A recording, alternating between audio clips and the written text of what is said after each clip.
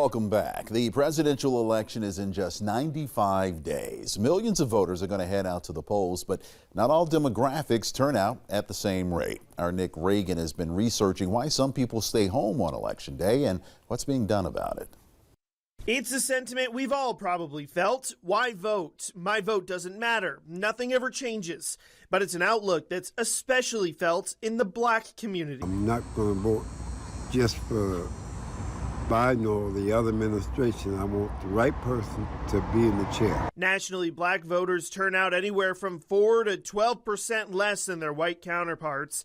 That trend is the same here in South Carolina, where in the 2020 presidential election, registered black voters turned out 8% less than registered white voters. For one thing, there is a concern that the government, whether it's federal, state, or local, is arrayed against black Americans. There is a sense that no matter how much black Americans go out to vote, the politicians they're voting for do not have their best interests at heart. Robert Green is an assistant professor at Claflin University and HBCU. He's an expert in black history in South Carolina and says the top 3 reasons why there's a gap in voting is because of the inconvenience of registering to vote, not having a candidate to vote for, and the feeling that politicians are not looking out for black communities, even if they do vote. Some places do it better than others. Let's take a look at the map so that you can see exactly what I'm talking about. A place like Dorchester and Berkeley, as well as Kershaw County, all keeping black to white voter turnout within a couple of percentage points.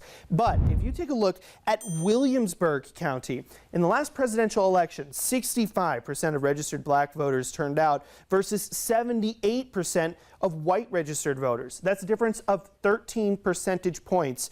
And this county isn't even the worst. If you look at places like Saluda County and Newberry County, the difference between black and white voter turnout was 14 and 15%. One reason a lot of black voters may not come out to vote is that they may go to vote on Election Day and they see a Democrat or Republican to vote for. And depending on where you are in the country, your vote may not mean as much. Let's say you're in South Carolina, and honestly, unless you're in James Clyburn's district, your vote may not have as much weight in terms of congressional races as, let's say, it would in a battleground state. And while your vote may be diminished in national politics, its strength is amplified the closer you get to home. Take South Carolina Senate District 41, decided by just 33 votes in the June primary between Republican Senator Sandy Senn and Representative Matt Lieber. In 2020, Senn was the one to eke out a win over Democrat Sam Skardon, who lost by about 1%. If 10% more voters had turned out, that race may have been flipped. We have to make sure that we are constantly going back into these communities and not taking them for granted. Skardon is now the chairman of the Charleston County Democratic Party. It's still really important to get into those neighborhoods, have a candidate carry our message, give people a choice, give them an option.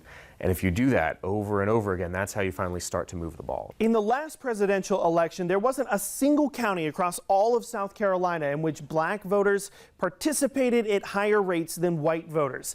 But this hasn't always been the case. If we take a look back at 2008, when Barack Obama ran the first time, those numbers, they were flipped, with black voters participating in higher numbers than white voters in half of the counties. Certain representation in terms of the person running for office matters. But there's also representation in that person's inner circle, in that person's staff offices, in how they're doing outreach programs to black voters and other voting blocs. That's really part of what's going to encourage voter turnout. It's not simply a question of having a black person to vote for. It's having a person who understands black interests and black concern. Working to bridge the voter gap is the Delta Sigma Theta Sorority, Inc. We've been trying to hit high schools lately and try to get those who have just turned 18 to go ahead and get connected, get in the loop. But registration is just part of their activism. Hollingsworth says education is a huge part of what they do, since so many people don't know where their polling location is, especially if it's changed. And then there's the simple barrier of physically getting to the polls. some people don't have rides to the polls. So, I mean, if you have a church van, anything that you can use to get somebody, and it doesn't even have to be a whole organization, that can be individuals. If you have family members, somebody that you can get to the polls, we want to encourage people to get to the polls. Hollingsworth says their efforts are data driven. They'll take a look at which efforts worked to get people registered and to the polls, and then expand them ahead of the next election. In this way, they hope to fill the gap. For Live 5 Investigates, I'm Nick Reagan.